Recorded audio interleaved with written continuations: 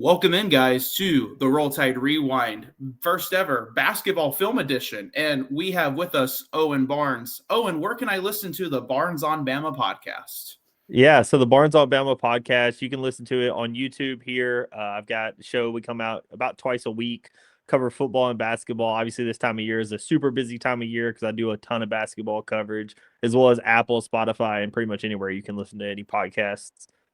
You can find me there. Alrighty. Well, Owen, thank you for joining us today. I could have asked how your day was going first, but I'll do that now. How was your day?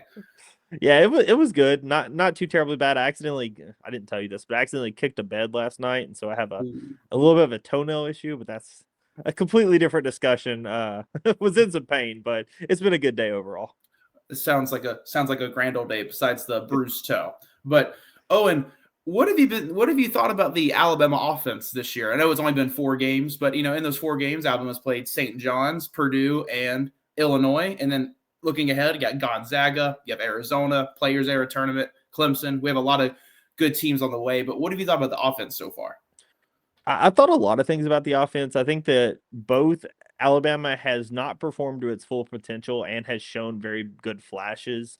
I don't know if you follow like Michael Southern and the Tide Hoops history over on Twitter, but he Yes. has been putting out like the breakdown of like the last 7 seasons, and this season has the best points per game as well as the best turnover. And I think that turnover standpoint is because of how well our backcourt has been doing, and I'm sure we'll talk about it here in some of the Hmm. film, but our backcourt has done a really good job taking care of the basketball. I think because of that, that's allowed us to score more. I think the other thing that kind of comparing with the offense, I think the defense has shown an ability to ratchet up some intensity, which has allowed for a few more turnovers at times, especially live ball turnovers. I think Alabama overall was doing okay at forcing some of your dead ball turnovers, but I think live ball turnovers, Alabama's done a little bit better job at forcing. But from an offensive standpoint, I think the one part where I just want to see us get better is kind of two facets. That's shooting from three. I think that we're taking the shots we want to take, but obviously we're just not hitting them at the rate that you would generally want to see. We had guys in Latrell, Aiden, and Houston Millette that last night, for the Illinois game just didn't combine to shoot particularly well. Nate even talked about it in the press conference. And then offensive rebound, right? Offensive rebound is the kind of the difference maker, especially when you're talking about what Nate Oates' teams and some of the teams that have been the best. That offensive rebound that collapses down the defense, you can kick out for the wide open three. That's often where you're going to get your better 3-point shots. I think that you saw better with Keaton Bristow, but I still think you're going to have to get better on the glass if you really want to have the full potential of this offense. Yeah, I absolutely agree with that. We'll head into the film right here. I've noticed a lot in the first few games, and if you want to back up on it, you can. I've noticed a lot. We were trying to get to the corner a lot to hit threes, so setting a lot of screens here, and you see Houston lurking in the corner, and Holloway has great vision. He's able to hit the open man, and Houston's able to deliver a three. And then If even you against St. John's, we're utilizing the screen game a lot. And then this is to end the half, and this was just a beautiful play to end the half, hitting Holloway as the buzzer sounds.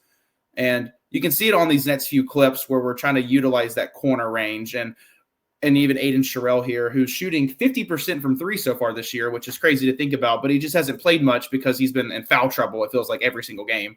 But what do you like about the corner spot in this team, especially for these, high range 3-point shooters like, Holloway, you have, and especially Taylor Bowen. I wanted to mention that name too. He's starting out 37.5% from three this year. Last year at Florida State, no one talked about this a lot during the offseason, but he shot it at 41% from three last year at Florida State. So what do you like about the corner three aspect for the Alabama basketball team?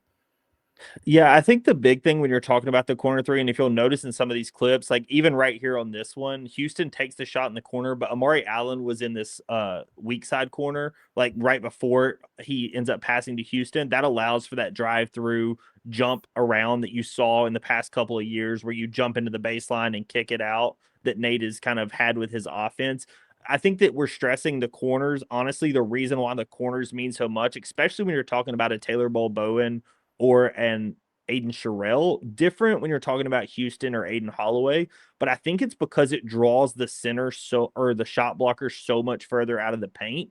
If you're talking about a wing, sometimes they can still play in the paint and guard the paint a little better. But if you have a guy like Taylor Bowen or Aiden Sherrill that's in that corner, and they're a legit threat, right? Obviously, as you said, Sherrill shooting 50%, Taylor Bowen 40% guy last season, they really force you to come out. And I think that's the thing that Taylor Bowen gives us this year that like Grant Nelson say didn't have last year is Grant Nelson definitely hit some key threes at big moments, but he was like a 32% guy if he was doing Mhm. well, right? He was a more like a high 20s guy. When you're talking about Taylor Bowen, that's just a legit shooter in that corner. And when you're having to come out on somebody like that, it's a way different mindset just because, like I said, it's going to draw that shot blocker out. It's part of the reason why Nate utilizes the corners at the level that he does. And I think that's the reason why on his wings, he backs them out a little further because it's all about spacing with this team, right? You talked about the Mhm. pick and roll coverage. That's something that I've noticed. And Joe Jackson over on Twitter put out an article that he did with Basket Under Review talking about pick and roll coverage. And Alabama's done a ton more pick and rolls this year than they have in years past. I think this is like, it's like 20% more on average over the course of a game than we had done even in years past. So, even for Nate Oates, this offense has definitely increased the pick and roll game and those threes. Yeah, and like you said it best with like Taylor Grant Nelson last year. We know he was a threat in the paint, whereas Bowen so far hasn't been the biggest threat in the paint. But the difference between Bowen and Nelson is while Nelson is terrorizing the paint, being a very physical guy, Bowen's out there and he's like a legit shooter as a four. And this is why I feel like our small ball lineup when Bowen is small ball, he's 6'10", but small ball when he's at the five, he's a legit shooter. And when we have LeBaron, Aiden, Latrell, and then maybe Amari Allen at the four, we have five legit shooters on the court, and that just makes it really hard to defend because you can't really sell out in the paint because one of those guys is going to be wide open. So very much plays to the advantage of Alabama. This is just a little quick part of the video here, but I noticed Alabama is, besides the Illinois game last night, Alabama in each of its first possessions of each game, they started out scoring points. And that's a big deal to start the game off, especially on the road against St. John's. This three by Houston Millett here. We had great ball movement, and that's a great way to start a game, especially on the road. St. John's, I believe, was favored in the game. And then starting it off against Purdue right here with a good set here by LeBaron Philon. The defense has to account for LeBaron, and that leaves Aiden Sherrill wide open for a dunk here. So what do you like about these opening sets, especially the Purdue game, which you were at the Purdue game? Yeah, I think for the opening sets, I think a lot of that's the new coach we brought in. I think that he's done a lot to help Nate revitalize his offense. I think that Mm, he's done a really good stuff. I think that Nate also, people talk about Nate Oates' offense as like flowing and in pace and in style, of course, but he does have set plays, right? There's set plays that he ran, for example, at like the end of the Houston game, a couple of times when we played Houston that set up on Mark Sears or Jaden Shackelford three that are pretty well known. Those are like some pretty popular sets that we've run. Nate definitely has sets, and I think that's one of the misconstruction things when you kind of think about Nate's offense. And I think that these are just like a perfect example of Nate and the coaching staff just drawing up a good set to, as you said, right? Like starting a game and really getting points on the board is no different than football in the sense it really gets your crowd into it. I think last season Nate also saw how poorly at times we would play. I mean, there were games under Nate Oates where we went down 15-2, and then you got to claw your way back. And I think that Nate's kind of way of fixing that this season is let me draw something up at the beginning of the game to really get the game started in the way that we want it to be. I'm sure that's always been his philosophy, but I think this season he's done a better job at executing that. And I think that the guys are really executing that to their full potential. Additionally, you were talking about the small ball five lineup. I actually think our best lineup when you're talking small ball is when you have Amari Allen at the three, mhm. Taylor at the four, and then Keaton now at the five. Obviously, you Yeah. saw some of that in the Illinois game. That gives you insane, or you could even if you don't have Amari Allen at the three, you could even have like a Houston Millett at the three, but either one of those at the three, I think that really gives you some additional size and rebounding at the four and five, some legit athleticism, because I think that Keaton gives you a physicality and athleticism that Taylor just doesn't. Taylor obviously has the athleticism and the ball handling. He just doesn't have the physicality that Keaton does.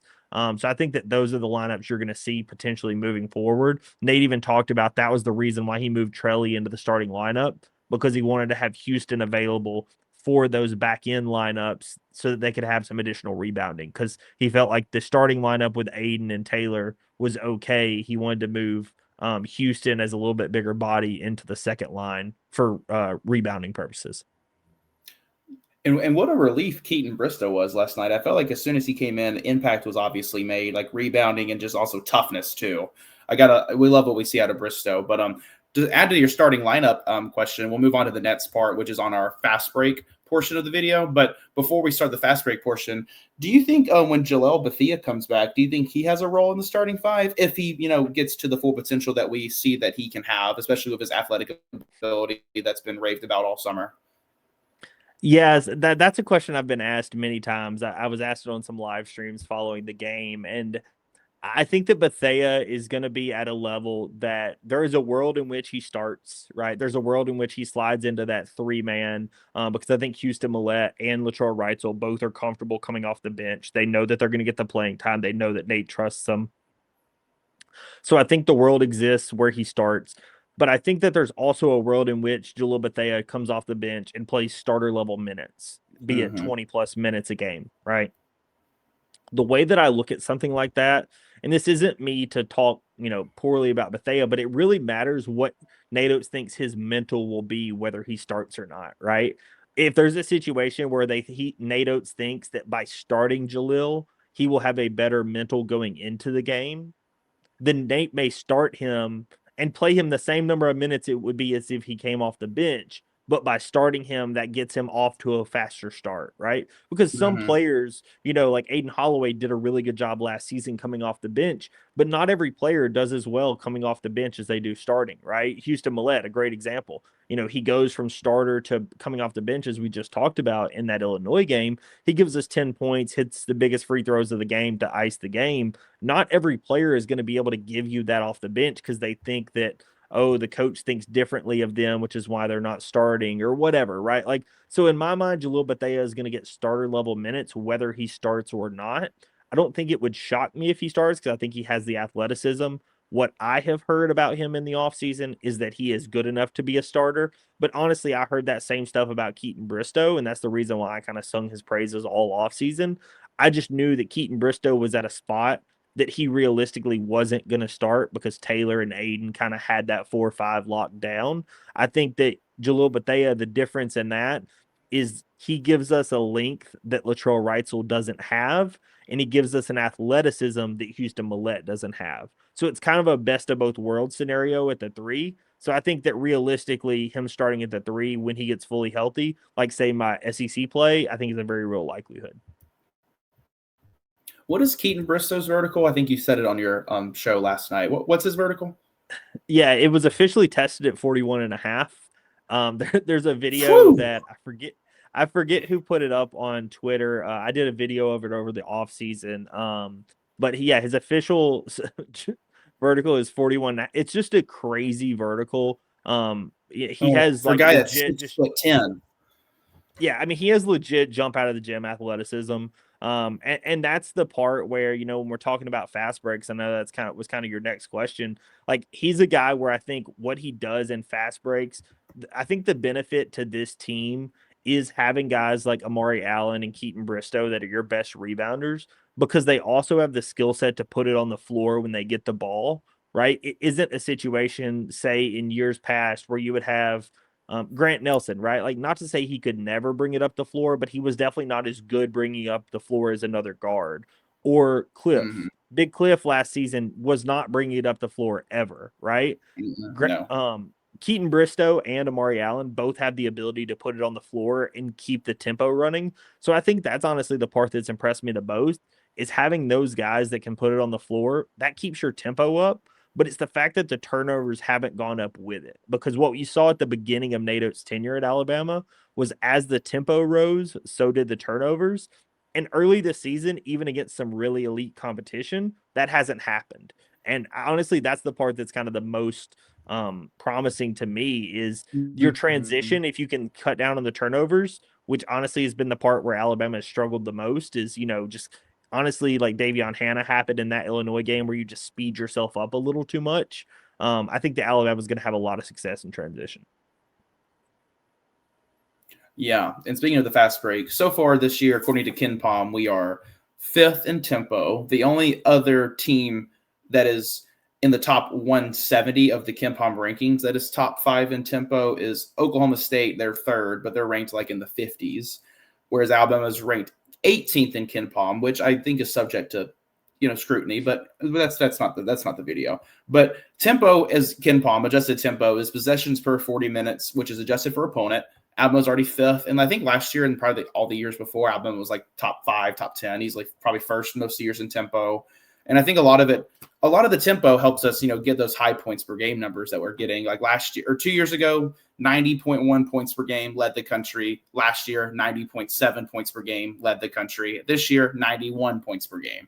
So what I love about the fast break options, especially for this team, you see in the first one here, Amari Allen, he's a gunslinger, even though this is probably not his best part of his game. We'll talk about Amari Allen in our video tomorrow, but hits the three-pointer. He goes fast. Aiden Holloway in transition is one of my favorite parts of this team. Utilizes the fake screen by Noah Williamson, blows by the guy. Holloway and Philon are incredible at driving to the rim. And you see here with Philon, he doesn't step back from three, which I'll ask you about in a second, about whether we want Philon to be driving to the rim or shooting threes on transition. But just in these clips right here, I mean, crazy athleticism driving to the rim over a 7'2" guy. But one guy I love to shoot a pull-up three in transition is Latrell Wrightsell. This is a two-pointer, but it's a long 2 foot was just on the line. But what do you think about, because I know I don't have the clip exactly, but you talked about it last night, but LeBaron Philon in one of the transitions, it was 3-on-1. He pulled up from 3, missed it. But, LeBaron is such a great driver to the rim of the basketball. What would you rather LeBaron do in that situation? And are you for Alabama pulling up transition threes, like with, say some like Aiden Holloway, but like not with like LeBaron Philon? Yeah, my kind of thought process on this is the way I describe it is I'm okay with Aiden Holloway and Latrell Wrightsell pulling up from 3 because I think it's in the flow and in the transition of how their game works. I think with the speed in which they get their shot off and just how they shoot the basketball, it makes complete sense. But if you're looking at like a LeBaron Philon, I think that how good he is around the rim and his ability to not have his shot blocked, I think that's also a bigger thing because when you're talking about a 3-on-1, you're really wanting to make sure you can score, make sure you don't turn over the basketball, and make sure you don't get your shot blocked, right? And I think Aiden Holloway and Latrell Wrightsell both do a pretty good job at the rim at not getting their shot blocked. We're way better than we used to be. I know that was something I used to harp on all the time was how bad Alabama was at getting its shot blocked. In the Jaden Shackford, Mark Sears years, it definitely, Javon Quinterly, we definitely had an issue with that. It's not been an issue with LeBaron Philon and the guys this season, so I'm really happy to see that. But personally, for me, with LeBaron Philon, I would have loved to see in the specific transition you were talking about in that Illinois game, if he would have just thrown the lob up to Keaton Bristow. I don't know if this was a situation where Keaton's ankle wasn't 100% and he was afraid the vertical wasn't there. I'm not sure exactly what all contributed into the fact that he did not bring him in, but I do think that this was a situation where Keaton Bristow, if Keaton gets a thing, if Amari Allen gets it, if Davion Hannah gets it, I want to see all those guys just go to the rack. Taylor Bowen, right? We have guys that can finish with a dunk this season, and that's something that you haven't always had with Nate Oates' tenure, right? You've had really athletic guys, but most of the guys were more guys that you would expect to dunk with an open basket, not dunk with a little bit of traffic. And Amari Allen, Davion Hannah, Taylor Bowen, all these guys feel like guys that can go up and give a poster if they need to be. Not to say that I'm expecting you to give a poster every transition, but I do think that finishing through contact, worst case scenario, you're going to the you're going to the line for 2. And I do think that, like I said, personally, I'm of the mindset Trelly and Aiden Holloway are the ones that pull up in transition. If Houston Millette's in transition, I don't think he should be the one ball handling for the pull up. But if he's a part of the 3-on-1, I'm okay for a kick out to him in transition. But I don't think that he should be doing a pull up because, again, I don't think that's his game. I think the off the catch is more his game. So I think it more should just be what the person's game is. And LeBaron, in the instance last night, he did a step back. And for me, it just was not his shot. And it almost felt like he was hunting the 3 more than just getting the points. And in that specific one, I thought a layup by him would have been better or the alley-oop, as I mentioned. Yeah, I think that's more Philon's, expertise. Moving to the last part of the video, Alabama, the way they're utilizing screens this year, to me, is just incredible with Bowl and any type of player. But there's one of LeBaron's step back, so that one worked really well there. But it wasn't in transition, though. But I don't know if I bet you've probably noticed it too, but I love the way we're doing the ghost screens where like we're thinking the defender's thinking someone's coming, and then when their thought process is thinking that they're about to get screened on, LeBaron's already blown right by him. Aiden Holloway's already blown right by him. They're taking full advantage of these screens, taking full advantage of like you can do a lot with this. It could be, it could be a drive to the rim. It could be right here. I think with Aiden Holloway in this clip, it's going to be a step back 3-pointer. But there's so much Alabama can do with this offense. There's so much opportunities, and oh, what a nice step back by Aiden there. But it also plays a part though, like all 5 of these guys on the court, like at a given time, like especially on this clip right here, you have Aiden Holloway, Latrell Wrightsell, Aiden Sherrill, Taylor Bobo, and Amari Allen. Every one of those guys can shoot the 3. And you can see on this clip right here in the Illinois, this is the one I wanted to highlight specifically. But on this clip, we have Taylor Bobo, Amari Allen, Houston Millette, Aiden Holloway, LeBaron Philon. Houston is going to clear out the paint here. The problem with Illinois here, you're going to think that they don't have enough help in the paint. Well, what are they supposed to do?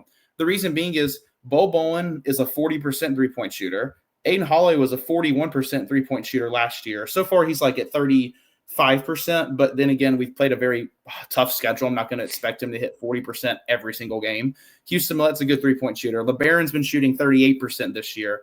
And then Amari Allen's not been a bad three-point shooter at all this year. You have to account for these guys. You can't just stay in the paint and leave the open 3. But the problem is when you do that, you leave our best driver to the rim, one of the best drivers through in basketball, an easy access point with a layup right there. So what are you liking with Alabama's like fluidity on offense, and like how we just have so many sharpshooters? Like you were mentioning how last year with Cliff, we knew with Cliff, he was a dunker, he was a rebounder, he was a guy that could control the paint. We don't have that this year, but we have guys that every time they're on the floor, they can shoot the ball from 25, 30 feet away. Yeah, I think this is exactly what we talked about earlier when you're talking about the corners, right? That play, the reason why that play worked so much is you had those guys in the corners, right? Like Kylan Boswell could have snuck into the rim. Not that he's going to be their best rim protector, but he could have sagged off of Taylor Bowen if he was not in the corner at that point, right? Like I think that's a perfect example of kind of what I was talking about.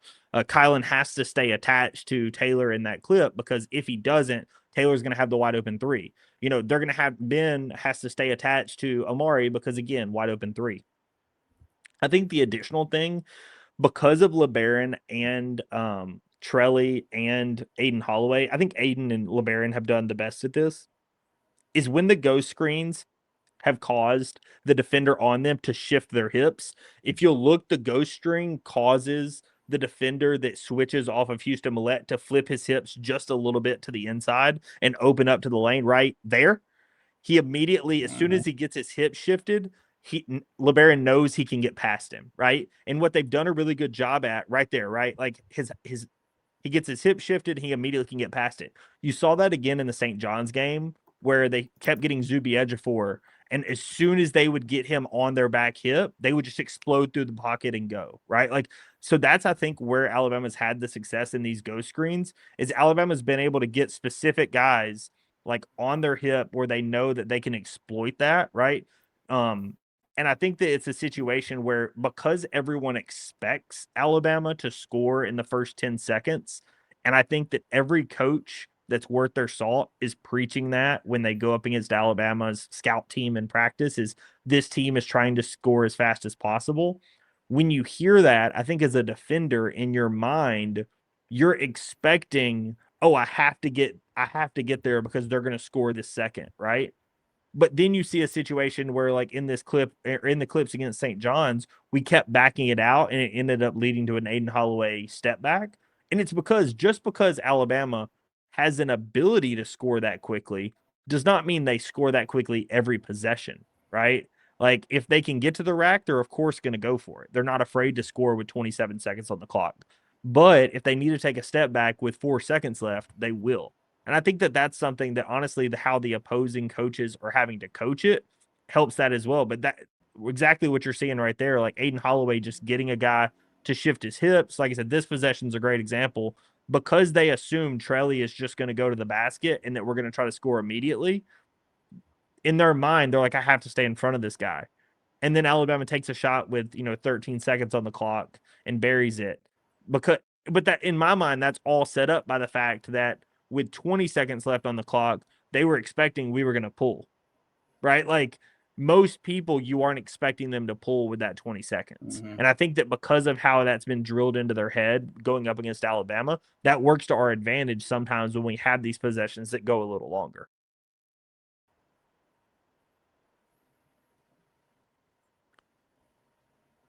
Yeah, absolutely. I will end with a question for you. I think that when people think about this Alabama offense, they think the two best scorers, and it's probably right, LeBaron Philon, Aiden Holloway. Holloway, right now, they're both the top two scorers on the team. Philon, 20.5 points per game. Aiden Holloway, 17.7 points per game. Who do you think needs to be the third guy, the third like scorer? So like and then that would be like, or not like necessarily the X factor, but like who you think will be the third guy, that our third and most important scorer, which when Philon and Holloway are having off games, this could be the guy that relieves us. Who do you think that would be? I think it needs to be Latrell Wrightsell. Because I think that, when you talk about, like, for example, that Purdue game, Matt Painter talked about like not letting Latrell get going was kind of one of their key focus points because he can call him like a flamethrower. I think Latrell Wrightsell is probably that answer. I think that also you can see the success of the team also could be like a guy like Taylor Bowen because I think that what you do with him and the threes that you're getting shows because most of his threes come off of ball movement in the corners and stuff like we're talking about. So I think that if Taylor has a big game, that shows that the ball is moving well and or he's rebounding the ball offensively pretty well and going back up for putbacks. So I think that Taylor is a guy that like he doesn't need to score a ton for the team to be successful, but I think if he scores a lot, it shows the success of the team, right? Like it's almost like a one goes before another. And I think that Taylor, if he's scoring a lot, I think that means the ball's moving because again, the type of shots that he gets. And additionally, I think that that also would show that he potentially is getting some additional offensive rebounds and able to put back up with them. I think long term, I think a guy like Amari Allen is somebody that could also be a scorer. I think that right now he's being more of a rebounder, but I think as the season progresses, he's going to hunt his shot a little more and not just go for the assists. But I think Trelly is probably the answer just because of what he can do for us. And that additionally just gives you, because I think that the way Alabama has played it this season, you're keeping two of Aiden, LeBaron, and Trelly on the floor at all times. Sometimes all three of them are on the floor, but in most instances, you're keeping at least two of them on the floor. And I think that those are the guys that kind of give the most impact from an offensive perspective. Yeah, I was going to say Latrell Wrightsell as well. I feel like if he's the third guy, that's going to be our best option, especially with when Latrell Wrightsell gets on and he's not missing any shot. We're a very unstoppable team because, like against the in like BYU game, for example, last year when Holloway and Mark Sears both were on in that game and it was unstoppable. 25 threes, crazy, crazy time. That's our basketball breakdown. The main thing I'll tell people to remember about this offense so far is that Alabama's played a very hard strength of schedule so far in the 4 games that they played. It's ranked 6th according to Ken Palm, the only Power 5 team that is they're the only Power 5 team in the top 25 of strength of schedule according to Ken Palm. The next closest is Arizona at 27th, and Alabama will play Arizona, who looks to be a really, really good basketball team. So. Um, any last thoughts, Owen, on the Alabama basketball team, and then also remind people where they can listen to your stuff? Yeah. So as you mentioned, that strength of schedule is only going to get worse. Next game on the schedule, Alabama plays Gonzaga. As you mentioned, we also play Arizona on December the 13th. You got Clemson coming to Coleman. I mean, the non-conference strength of schedule is going to get worse before it gets better.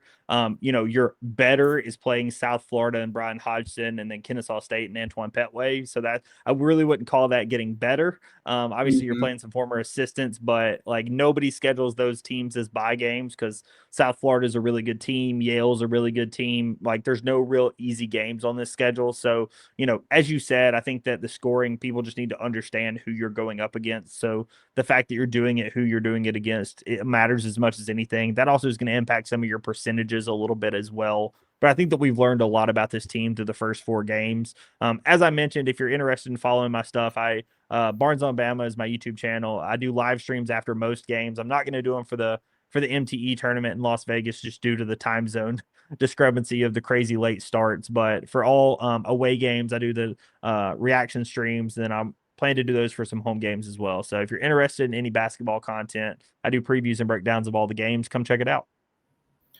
Alrighty, thank you, Owen, for joining. And we'll also have another video tomorrow night on Amari Allen and his impact on Alabama so far. But until then, roll tide and hope everybody has a great rest of their week. Give them a roll tide, Owen. Roll Tide.